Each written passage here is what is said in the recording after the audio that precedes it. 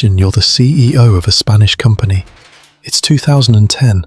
Your German competitors are eating your lunch, undercutting your prices, stealing your customers, flooding Europe with exports while you're hemorrhaging market share.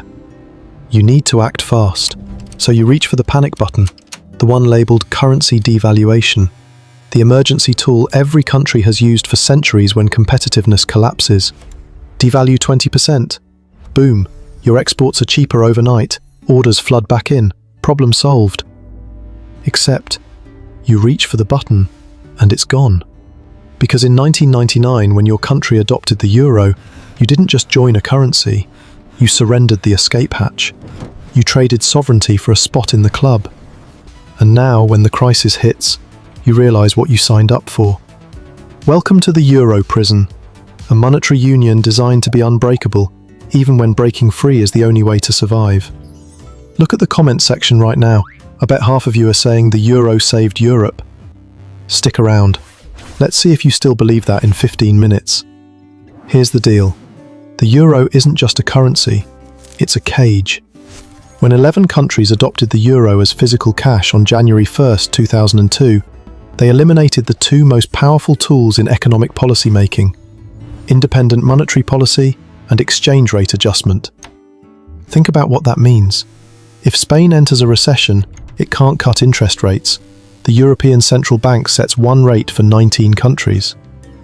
Spain can't devalue its currency to boost exports. There's no Spanish peseta anymore, just the euro. The parallel here is the gold standard. Under the classical gold standard, countries tied their currencies to gold reserves. If you ran a trade deficit, gold flowed out, your money supply contracted, prices fell, wages dropped.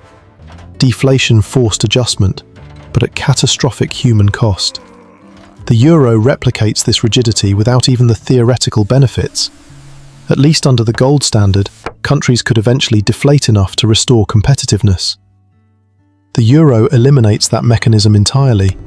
The only adjustment left is internal devaluation, cutting wages, slashing prices, crushing domestic demand until you're competitive again. Let that sink in. Spain's wages were essentially frozen from 2000 to 2010, while other Eurozone countries saw 15 to 20% increases. Greek unemployment exploded from 7.8% in 2008 to 24.9% in 2015. Youth unemployment in peripheral countries exceeded 50%. This isn't a bug, it's the design. When you join the euro, you're accepting that if anything goes wrong, if your economy overheats, if a bubble bursts, if global demand collapses, you have no escape route. You take the pain. And the pain is distributed very, very unevenly. But here's where it gets darker. Because while peripheral countries were trapped, one country figured out how to game the system. Let's talk about Germany. Specifically, let's talk about how Germany turned the euro into a wealth extraction machine. On January 20th, 2000, German trade unions and employer associations made a pact. Productivity increases would not be used for wage raises. Instead, they'd go toward employment growth and competitiveness. Klaus Zwickel, head of the IG Metall union, proposed this in 1995. By 2000, it was official policy. The math was simple. Between 1999 and 2008, unit labour costs in the German economy stayed flat. In manufacturing, where unions are strongest, unit labour costs fell by 9%. Meanwhile, the rest of the Eurozone saw unit labour costs rise as inflation ran above the ECB's 2% target. What happened next was predictable. German exports exploded. In 2000 alone, exports rose 17% in value, 13.5% in real terms. Exports to other Eurozone countries accounted for 2/5 of that growth. Exports to Southeast Asia surged 28%. Germany became the export king of Europe.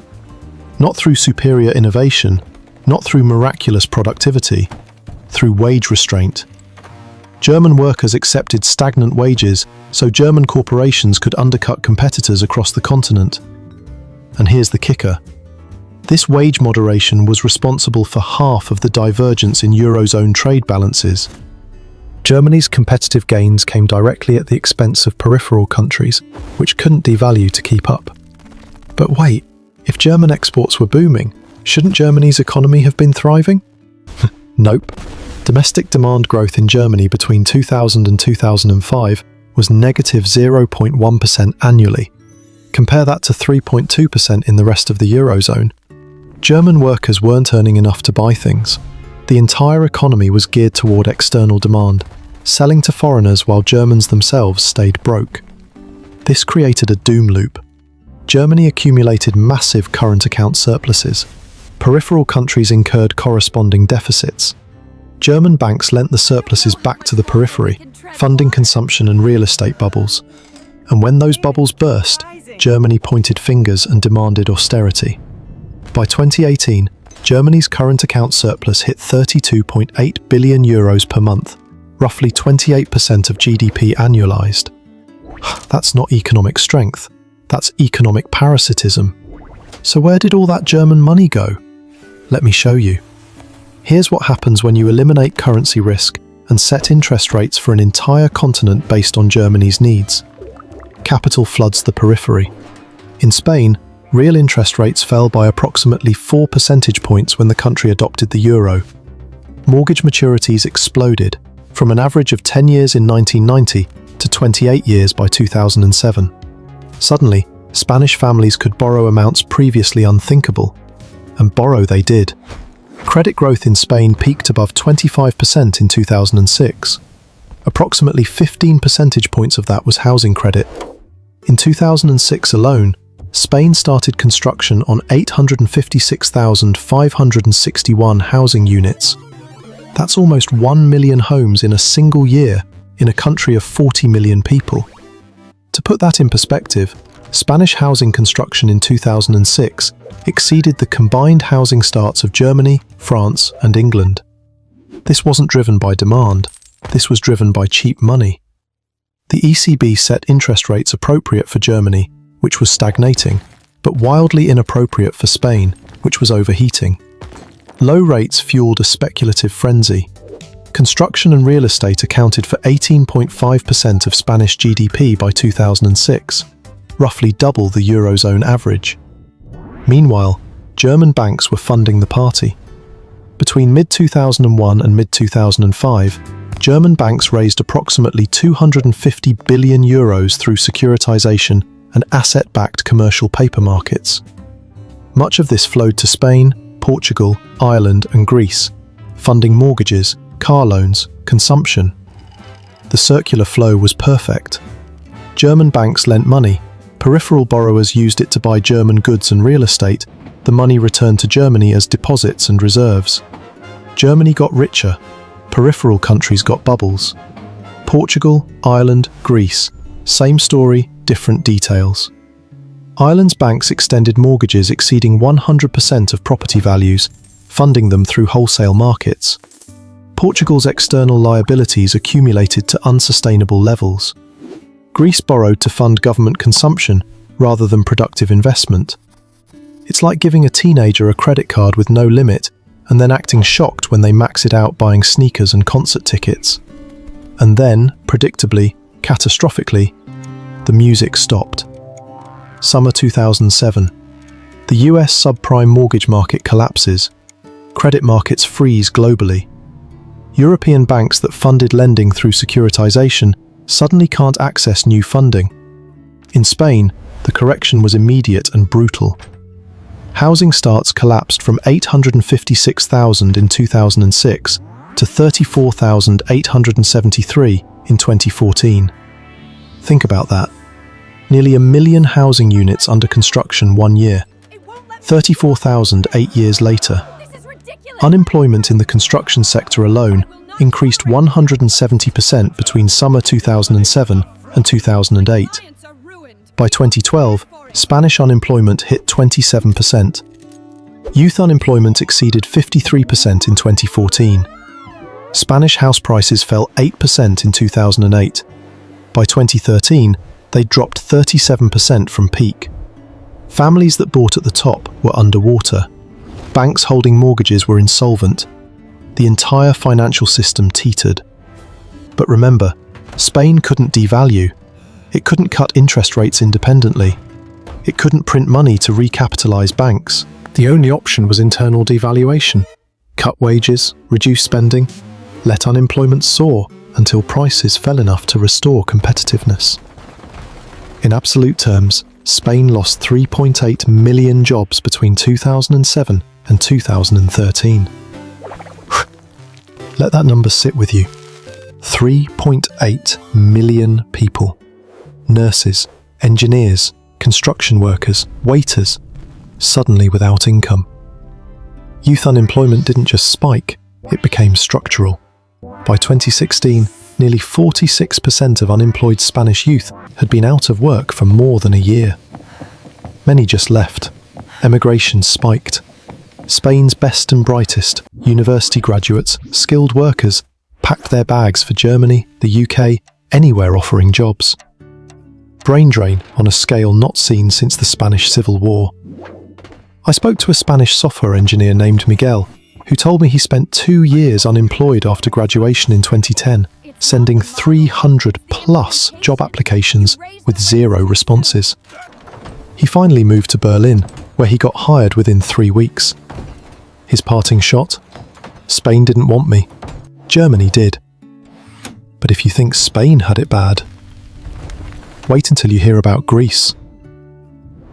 January 2010, Greece's newly elected socialist government drops a bombshell. The budget deficit isn't the 6% previously reported. It's over 12% of GDP, later revised to 15.4%. For years, Greece had been falsifying statistics, hiding debt, cooking the books to meet Eurozone membership criteria. And now, mid-crisis, the truth comes out. Markets panic. If Greece lied, who else lied? Suddenly, investors realize that peripheral Eurozone countries might actually default.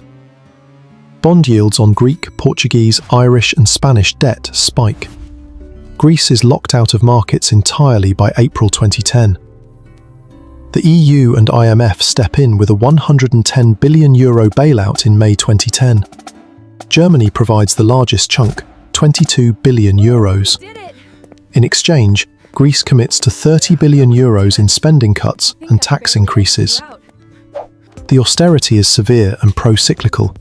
It contracts demand precisely when recession is deepening, making the recession worse. Greek GDP collapses 25% between 2009 and 2014. Let me repeat that. Greece's economy shrank by 1/4. Unemployment rises from 7.8% in 2008 to 24.9% in 2015. Youth unemployment exceeds 50%. Suicide rates increase 35% during the crisis. 1-month prevalence of major depression rises from 3.3% in 2008 to 12.3% in 2013. Despite the bailout, Greece's debt-to-GDP ratio rises from 127% in 2009 to 179% in 2017. Not because debt increased much, it rose only 6% in absolute terms, but because the denominator, GDP, collapsed.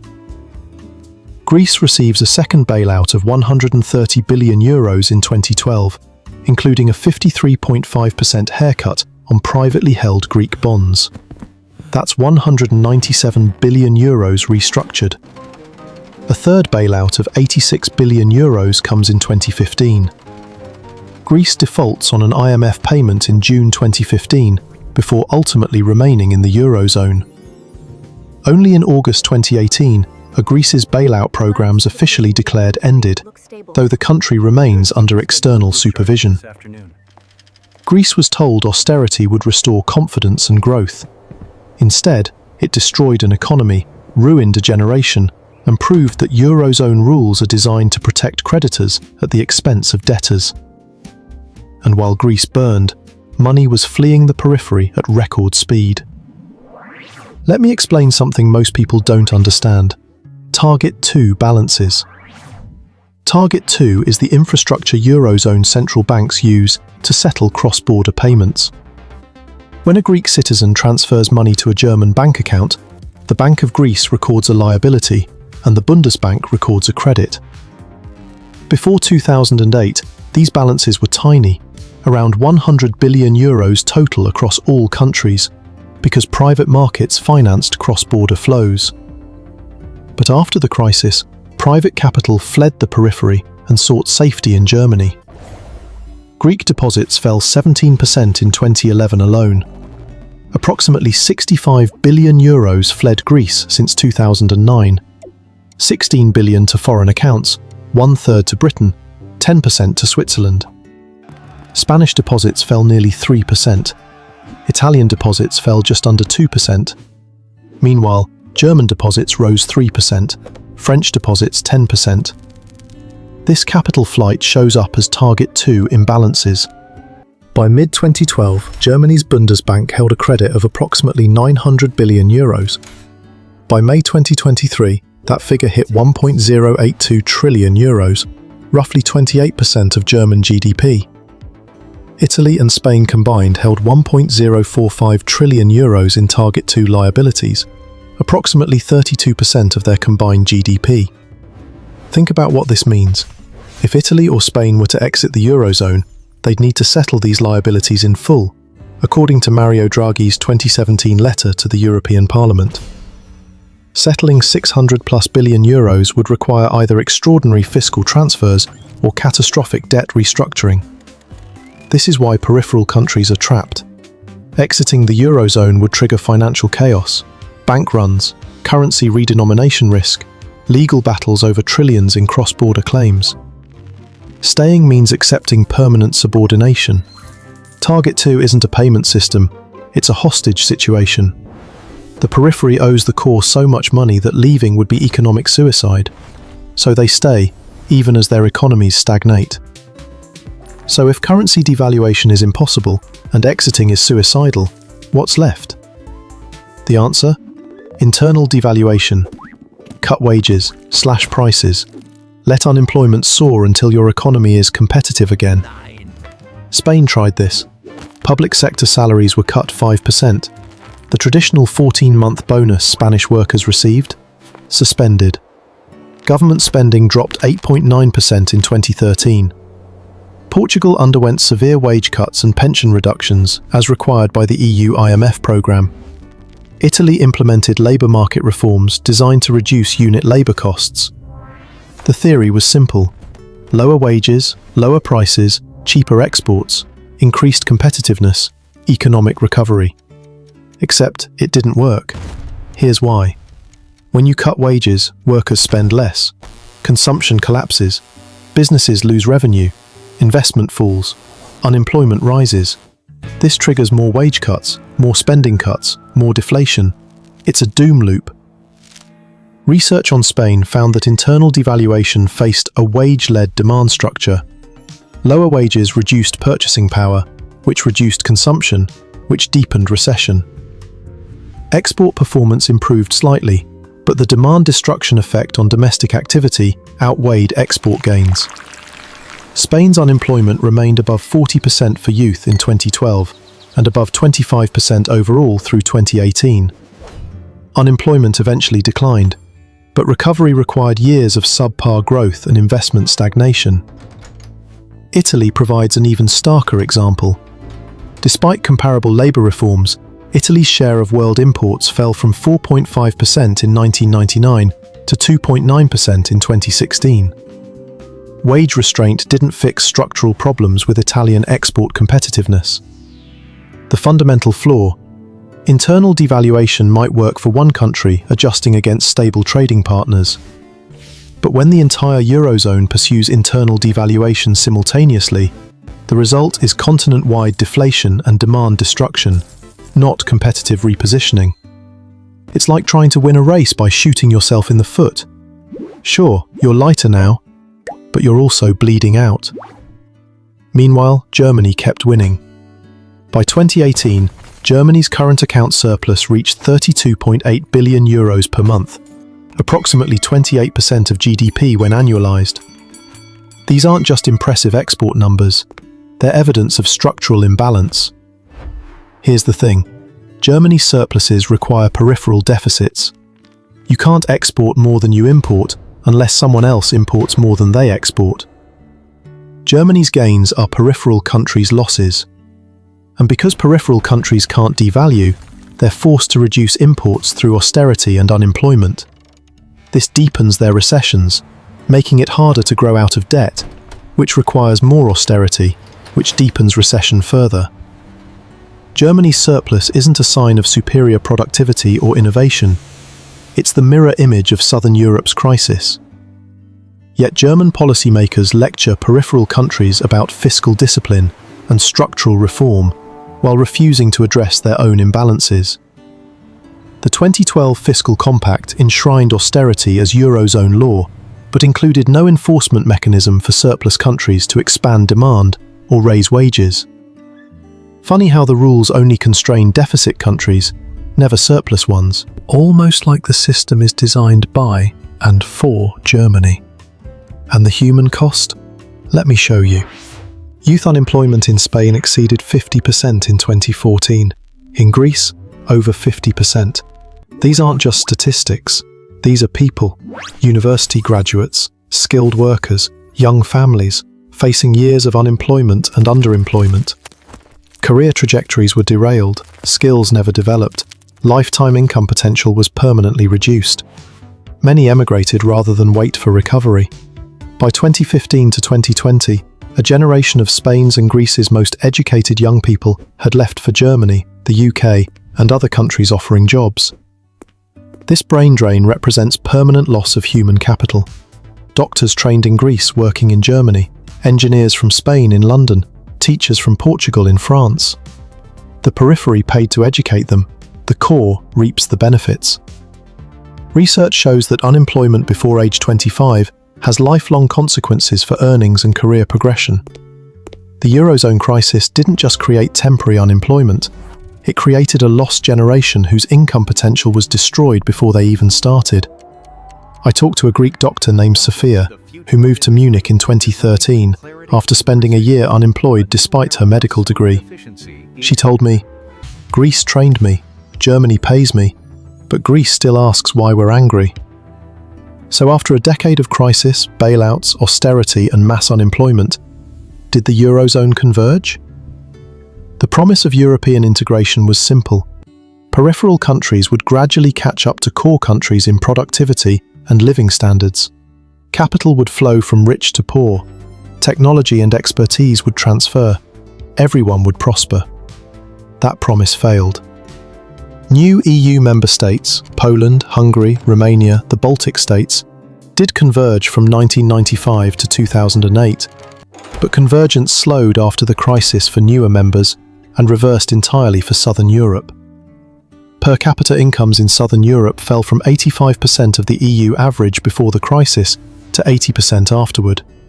Income inequality widened dramatically.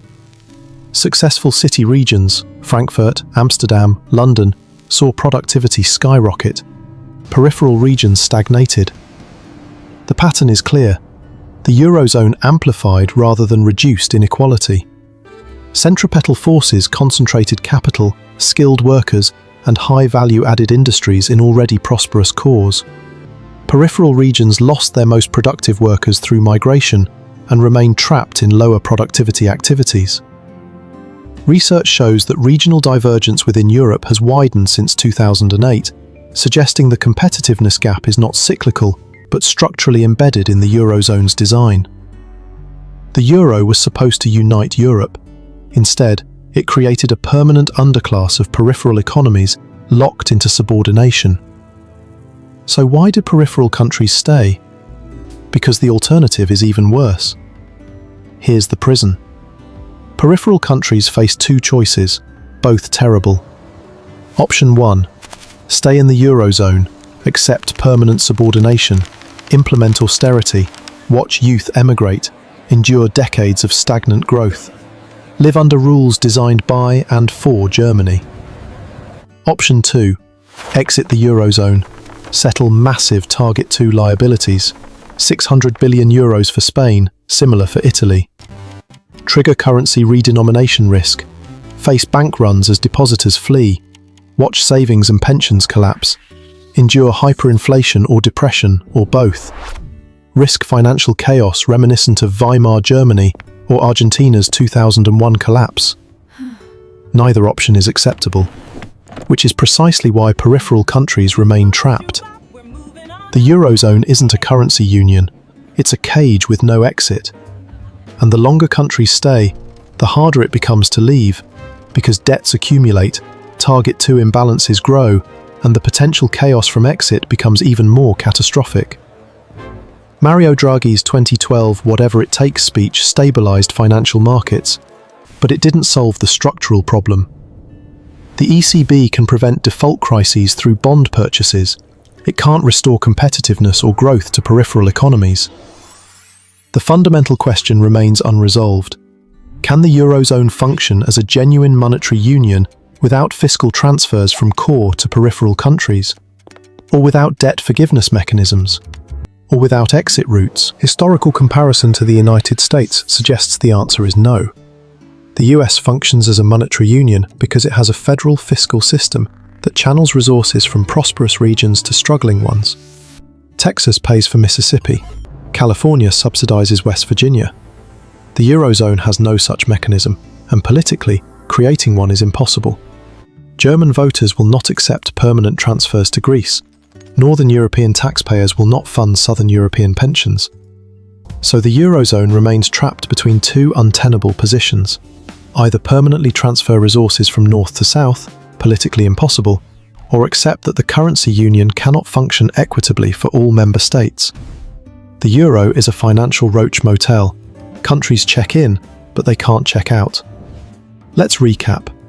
Germany pursued deliberate wage restraint, accumulated massive export surpluses, and lent the proceeds to peripheral countries, fueling unsustainable bubbles in real estate and consumption. When those bubbles burst, peripheral countries couldn't devalue. They couldn't cut interest rates. They were forced into brutal internal devaluation, wage cuts, mass unemployment, economic collapse. Bailouts transferred losses from private creditors to public taxpayers. Austerity made recessions worse. Youth emigrated en masse. A generation was lost. Meanwhile, Germany's current account surplus hit 28% of GDP. Target 2 imbalances exceeded €1 trillion. The Eurozone diverged rather than converged. The promise of European integration, prosperity and convergence failed for Southern Europe. The euro didn't unite the continent, it created a permanent hierarchy, with Germany at the top and peripheral countries locked into subordination. And the most damning part? There's no way out. Exiting would trigger financial chaos. Staying means accepting decades of stagnation. The euro isn't a currency, it's a prison, and peripheral countries are serving life sentences for crimes they didn't commit. So here's my question for you. Is the euro a success story or a cautionary tale? Is monetary union without fiscal union sustainable? Or is the Eurozone a ticking time bomb waiting for the next crisis? Let me know in the comments, and if you think your country could pull off a successful euro exit, tell me how. I'd love to hear your plan. Destroy that like button. It's easier than reforming Eurozone fiscal rules. Subscribe if you want the next video, where we dissect Germany's economic model and ask, is Germany actually as strong as it looks, or is it riding on the backs of peripheral countries? Check the description for sources, charts, and Target 2 balance data, because this story is wilder when you see the numbers yourself. Thanks for watching. Welcome to Independent Historian, where we make sense of the systems designed to keep you confused.